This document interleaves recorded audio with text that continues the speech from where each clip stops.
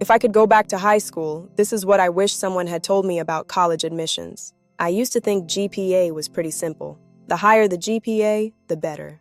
Then I started hearing terms like weighted GPA, unweighted GPA, recalculated GPA, class rank, percentile rank, and suddenly I realized there was a lot more going on than I thought. One of the biggest surprises for me was learning that colleges don't always use the GPA exactly as it appears on your transcript. Many colleges actually recalculate GPAs. I had no idea they were doing that. The reason is pretty simple. Every high school calculates GPA differently. Some schools give extra points for AP classes. Some give extra points for honors classes. Some weight dual credit courses, others don't.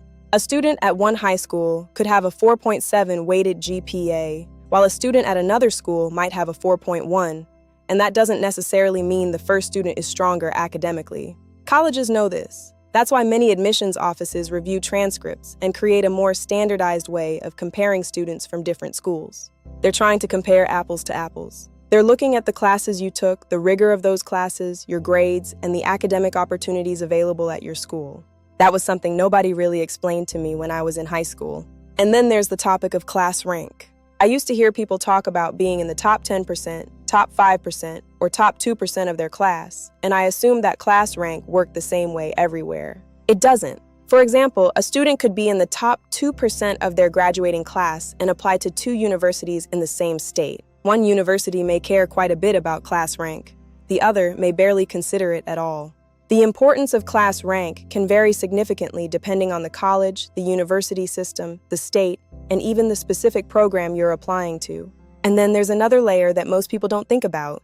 Class rank is relative to your school. Imagine one high school has a graduating class of 50 students. Another high school has a graduating class of 1,200 students. A student with a 3.8 GPA at the smaller school might rank in the top 2% of the class. A student with that exact same GPA at the larger school might rank in the top 15%.